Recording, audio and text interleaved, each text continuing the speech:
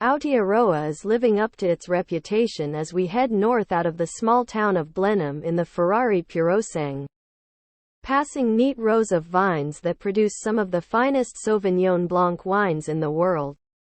Aotearoa, the Māori name for New Zealand, is widely translated as the land of the long white cloud, referring to the cloud formations that 700 years ago helped Polynesian navigators locate the remote islands cloistered deep in the South Pacific. And right now, the long white cloud is brushing the hilltops and dripping rain.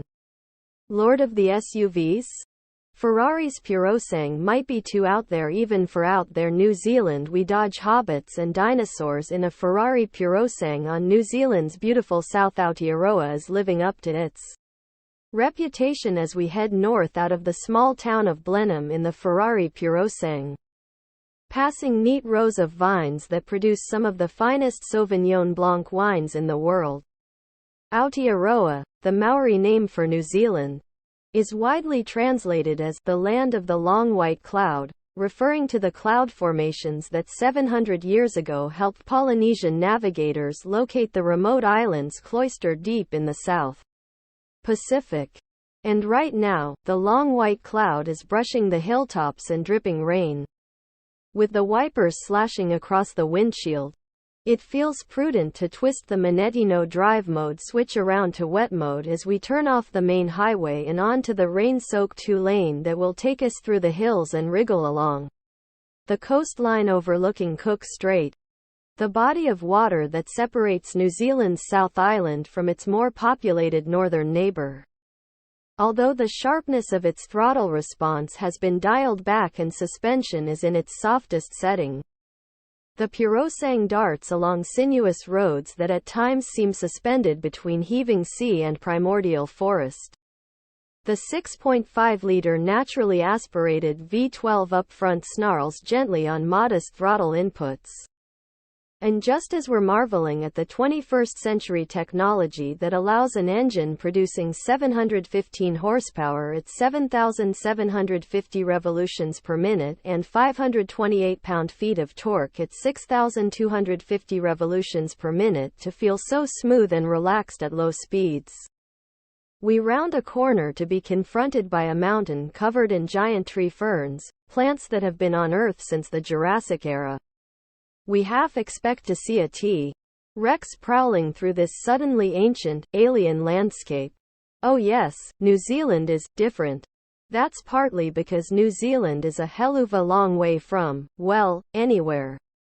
It's a 13-hour, 6,500-mile flight southwest over the Pacific Ocean from Los Angeles. The nearest landmass is Australia, 1,000 miles to the northwest. Antarctica is 3,300 miles to the south. Head east out of its largest city, Auckland, and you'll cover more than 6,000 miles before making landfall on the coast of Chile. That's why New Zealand is considered to be the last place on Earth inhabited by humans, the Maori's ancestors arriving sometime in the 13th or 14th centuries. Why it took Europeans 6 months in a leaky boat to get there in the 18th century. And why billionaire American preppers are building compounds there to escape Armageddon. Why are we here? Over the years, Ferrari has put together adventure drives that put their exotic cars in exotic locations. As a result, we've driven 612 Scagliettis along the Silk Road in China and across southern India, and a 599 GTB Fiorano through Inca country in South America. The launch of the Purosangue, the first four-door, four-seat Ferrari in history, seemed like the perfect excuse to revive the concept. Although New Zealand's well-maintained roads won't much test the Purosangue's high ground clearance or all-wheel drive traction. With a population of about 5.3 million, 30% of whom live in Auckland on the North Island, New Zealand's overall population density is between that of Colorado and Maine. On the South Island it's lower than Idaho's. For all that, as we were to discover, the main roads on the South Island can feel crowded, simply because there aren't many of them. There are just 2 highways connecting Blenheim with Invercargill more than 500 miles to the south, both 2-lane roads almost the entire way. On the fastest route, State Highway 1 down the east coast, it's an 11-hour drive. The traffic is relatively light and the weather clearing as we head south in the early afternoon, out of Blenheim. Down State Highway 1 and towards our overnight stop in Kaikoura, an old whaling town 112 miles north of the South Island's largest city, Christchurch. There was no chance to give the Purosangue's mighty engine its head, however, as the local highway patrol ruthlessly enforces the 62-mile-per-hour speed limit.